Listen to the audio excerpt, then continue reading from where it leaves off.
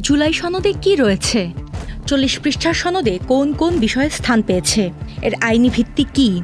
জুলাই সনদে স্বাক্ষর করবে কারা? এর আইনি ভিত্তি কি হবে? চলুন জেনে নেওয়া যাক এসবের বিস্তারিত। বহুল আলোচিত জুলাই জাতীয় সনদ 2025 রাজনৈতিক দলগুলোর কাছে পৌঁছে দেওয়া হয়েছে বলে জাতীয় ঐকমত্য কমিশন থেকে জানানো হয়েছে। সে সঙ্গে প্রকাশিত হয়েছে জুলাই জাতীয় সনদ। কমিশনের পক্ষ থেকে দলগুলোর কাছে জুলাই জাতীয় সনদ পাঠানো হয়েছে, তবে এতে বাস্তবায়ন প্রক্রিয়া সম্পর্কিত কোনো সুপারিশ অন্তর্ভুক্ত করা হয়নি। প্রায় 40 পৃষ্ঠার এই জাতীয় সনদে সন্নিবেশিত হয়েছে বাংলাদেশের রাজনৈতিক পটভূমি। জুলাই জাতীয় সনদে কি রয়েছে? এতে আছে ব্রিটিশ ঔপনিবেশিক শাসনের থেকে শুরু করে 1952 সালের ভাষা আন্দোলন, 1962 সালের শিক্ষা আন্দোলন, 1966 সালের স্বায়ত্ত শাসনের আন্দোলন এবং 1969 সালের গণ অভ্যুত্থানের কথা সেখানে উল্লেখ করা হয়েছে। সেই সঙ্গে 1970 সালের নির্বাচন, 1971 সালের রক্তক্ষয়ী মহান মুক্তিযুদ্ধ ও 1975 সালে সংবিধান সংশোধনের মাধ্যমে একদলীয় বাকশাল কায়েমের কথাও এতে উল্লেখ করা হয়েছে। সনদে বলা হয়, নানামুখী রাজনৈতিক ঘটনা প্রবাহের ধারাবাহিকতায় 1978 সালে বহুদলীয় রাজনৈতিক ব্যবস্থা পুনর্বর্তনের উদ্যোগের ফলে 1979 সালে অনুষ্ঠিত জাতীয় সংসদ নির্বাচনের মধ্য দিয়ে দেশ আবারও গণতন্ত্রের প্রত্যাবর্তন করে। কিন্তু সেই গণতান্ত্রিক অভিযাত্রা দীর্ঘস্থায়ী হয়নি। বিশেষত 2009 সাল থেকে 2024 সাল পর্যন্ত সমগ্র রাষ্ট্রযন্ত্রকে স্বৈরতান্ত্রিকভাবে বিশেষ ব্যক্তি, পরিবার ও গোষ্ঠী বন্দনার জন্য নিবেদিত রাখা হয়। 2014, 2018 ও 2024 সাল পরপর 3টি বিতর্কিত প্রহসনমূলক নির্বাচন অনুষ্ঠান করে নির্বাচনী ব্যবস্থাকে ধ্বংস এবং বিচার বিভাগ, আইন প্রয়োগকারী সংস্থা ও জনপ্রশাসনকে দলীয়করণ এবং দুর্নীতির মাধ্যমে রাষ্ট্রীয় সম্পদ লুণ্ঠনের ব্যবস্থা কায়েম করে। কিভাবে দীর্ঘ 16 বছরের ধারাবাহিক গণতান্ত্রিক আন্দোলন সংগ্রাম এবং 2018 সালে শিক্ষার্থীদের নেতৃত্বে সরকারি চাকরিতে কোটা ও বৈষম্যের বিরুদ্ধে আন্দোলন, নিরাপদ সড়ক আন্দোলন এবং অবশেষে 2024 সালের জুলাই-আগস্টের এক দফা আন্দোলনে বিপুল সংখ্যক ছাত্র, শ্রমিক, নারী, পেশাজীবী তথা ফ্যাসিস্ট বিরোধী রাজনৈতিক দল এবং সকল স্তরের জনতার অংশগ্রহণের ফলে এক অভূতপূর্ব গণ অভ্যুত্থান সংগঠিত হয়, তারও উল্লেখ রয়েছে।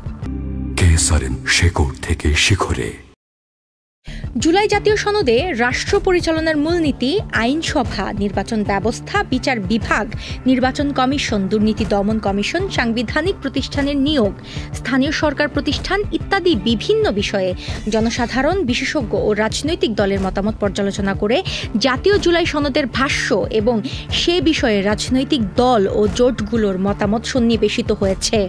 সবশেষে জুলাই জাতীয় সনদ 2025 বাস্তবায়নে 7টি পয়েন্ট সহ একটি অঙ্গীকারনামা এতে লিপিবদ্ধ হয়েছে। এই সনদে কারা স্বাক্ষর করবেন? বলা হয়, গণতান্ত্রিক মূল্যবোধ এবং জাতীয় ঐকমত্যের ভিত্তিতে 2024 সালের জুলাই গণ অভ্যুত্থানে প্রকাশিত জনগণের ইচ্ছাকে প্রাধান্য দিয়ে রাজনৈতিক দলগুলোর প্রতিনিধিরা এতে স্বাক্ষর করবেন বলে অঙ্গীকারনামায় উল্লেখ করা হয়েছে। অঙ্গীকারনামায় 2024 সালের জুলাই-আগস্টের গণ অভ্যুত্থানে হাজারো মানুষের জীবন ও রক্তদান এবং অগণিত মানুষের সীমাহীন ক্ষয়ক্ষতি ও ত্যাগ তিতিক্ষার বিনিময়ে অর্জিত সুযোগের ফলে নতুন রাজনৈতিক সমঝোতার দলিল হিসেবে জুলাই জাতীয় সনদ 2025-এর পরিপূর্ণ বাস্তবায়ন নিশ্চিত করা এবং এই সনদ পূর্ণাঙ্গভাবে সংবিধানের তফসিল হিসেবে বা যথোপযুক্ত সংযুক্ত করার কথা উল্লেখ করা হয়েছে। এর আইনি ভিত্তি কি? সনদে বলা হয়েছে, স্বাক্ষরকারীরা এই সনদের বৈধতা ও প্রয়োজনীয়তা সম্পর্কে কোনো আদালতে প্রশ্ন উত্থাপন না করে এর বাস্তবায়নের প্রতিটি ধাপে আইনি ও সাংবিধানিক সুরক্ষা নিশ্চিত করবেন ও গণতন্ত্র, মানবাধিকার ও আইনের শাসন প্রতিষ্ঠায় মানুষের সংগ্রাম, বিশেষত 2024 সালের গণ অভ্যুত্থানের ঐতিহাসিক তাৎপর্যকে সাংবিধানিক তথা রাষ্ট্রীয় স্বীকৃতি প্রদান করবেন। বিচারের বিষয়ে কি বলা হয়েছে?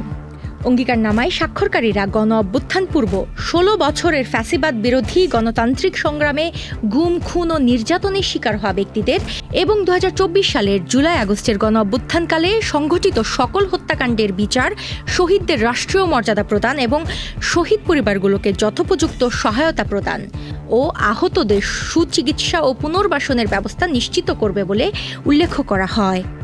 সেই সঙ্গে বাংলাদেশের সামগ্রিক রাষ্ট্র ব্যবস্থা সংস্কারের বিষয়ে যেসব সিদ্ধান্ত লিপিবদ্ধ রয়েছে সেগুলো বাস্তবায়নের জন্য সংবিধান এবং বিদ্যমান আইনসমূহের প্রয়োজনীয় বিধি প্রণয়ন বা বিদ্যমান বিধি ও প্রবিধির পরিবর্তন বা সংশোধন এবং এ বিষয়ে ঐকমত্যের ভিত্তিতে গৃহীত যে সকল সিদ্ধান্ত অবিলম্বে বাস্তবায়নযোগ্য সেগুলো কোনো প্রকল্প কালক্ষেপণ না করেই দ্রুততম সময়ে অন্তর্বর্তীকালীন সরকার ও অন্যান্য সংশ্লিষ্ট কর্তৃপক্ষ সম্পূর্ণরূপে বাস্তবায়ন করবে বলে সনদে অন্তর্ভুক্ত করা হয়েছে।